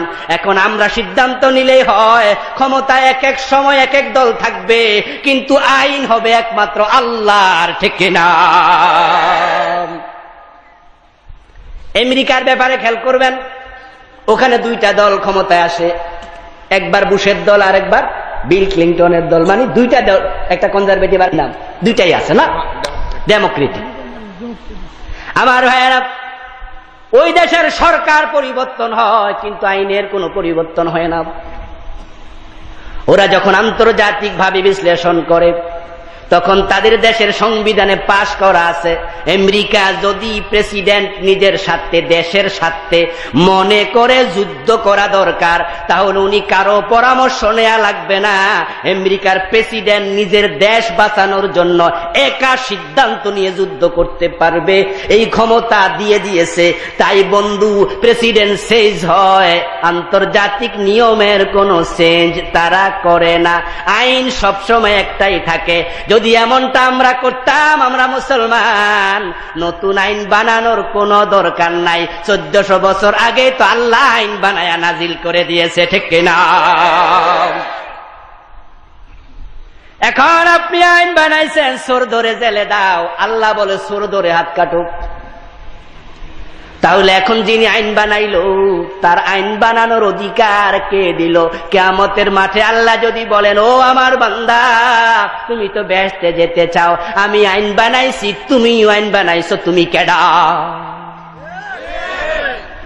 হাসরের মাঠে আল্লাহ যখন প্রথম প্রকাশিত হবেন বিচার করার জন্য, প্রকাশিত হয়ে আল্লাহ তাআলা প্রশ্ন করবেন, লিমানিল মুলকুল ইয়াউম, আজকে রাজত্বটা কার? ইয়া দুনিয়া আইনা মুলুকুকে, ও দুনিয়া তোমার প্রেসিডেন্টরা, নেতারা, রাজারা কই? যারা নিজেরা আইন বানাইছিল তারা আজকে কোথায়? আল্লাহ খুঁজবে, এ খোঁজা দিয়ে বোঝা যায় ওদের খবর আছে, ঠিক কিনা? এরপরে এবার আপনারা বলবেন, হুজুর আমরা তো রাজা না, আইন বানাই না পয়সা গেলাম। না না, বাঁচেন নাই, কারণ তারা আইন বানায় আপনাদের সামনে দিছে। এখন আল্লাহ কয়, আমি দিলাম একটা আইন, ডক্টর কামাল দিল আর একটা আইন, এখন তোমরা বেছে নাও কাটটা নিবা। যদি আমার গোলাম হও তাহলে আমার আইনটা নেও, আর আমার গোলাম না হইয়া যদি মানুষের গোলাম হও, মানুষের আইনটা মানো। এখন বাংলার 90% মুসলমান আল্লাহর আইন মানে না, মানুষের আইন মানে, শিরকে লিপ্ত আছেন। এজন্য আসুন বন্ধু আমার, আমরা কোন দল ক্ষমতায় নিতে চাই না, আমরা আল্লাহর কোরআনকে ক্ষমতায় নিতে চাই, ঠিক না?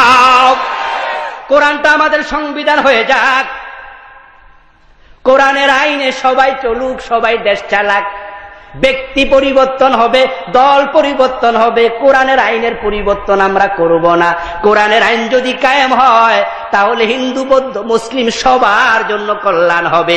কোরআনের আইন আসলেই 1 বছরও লাগবে না, চুরি বন্ধ হয়ে যাবে।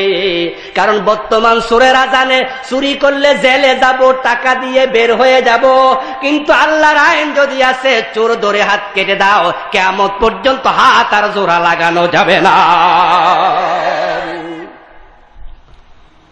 এই জন্য খোলাফায়ে রাশেদার যুগে আল্লাহর আইন কায়েম ছিল। মানুষ দরজা খুলে ঘুমাইছে, কারো ঘরে চুরি হয় নাই। সানা থেকে হাদরামাউত পর্যন্ত রাতের বেলায় মহিলারা স্বর্ণের গহনা গায়ে দিয়ে হেঁটে গিয়েছে, ঘোড়ায় চড়ে গেছে, উটে চড়ে গেছে। আল্লাহ ছাড়া অন্তরে কোনো ছিনতাইকারীর ভয় ছিল না। ডাকাতি নাই, রাহাজানি নাই, দর্শন নাই, খুন নাই। আল্লাহর আইন এত সুন্দর। রাসূল বলছেন, আমার মেয়ে ফাতেমা চুরি করলে আমি ফাতেমার হাতটাও কেটেই দেব। এখন খোলাফায়ে রাশেদার সোনালী যুগ কেন যে ফিরে আর আসে না, সকলে পেতার অধিকার, কেন যে প্রাণ খুলে হাসে না। আবার যদি আমরা জুলুম থেকে নিষ্কৃতি পেতে চাই, দুনিয়ায় শান্তি পেতে চাই, আখিরাতে মুক্তি পেতে চাই, আবার আল্লাহর কোরআনের আইনের দিকে ফিরে আসা দরকার আছে না নাই? আপনারা রাজি আছেন? কোরআনের কাছে আসা দরকার আছে না নাই? আসতে রাজি আছেন? কে কে রাজি আছেন হাত তুলে দেখান দেখি। নারায়ে তাকবীর। আল্লাহ আমাদের হাতগুলা কবুল করুক। আরো জোরে বলেন আমিন। হাযা মা ইনদি ওয়াল ইলমু ইনদাল্লাহ আলাইহি তাওয়াক্কালতু ওয়া ইলাইহি উনীব।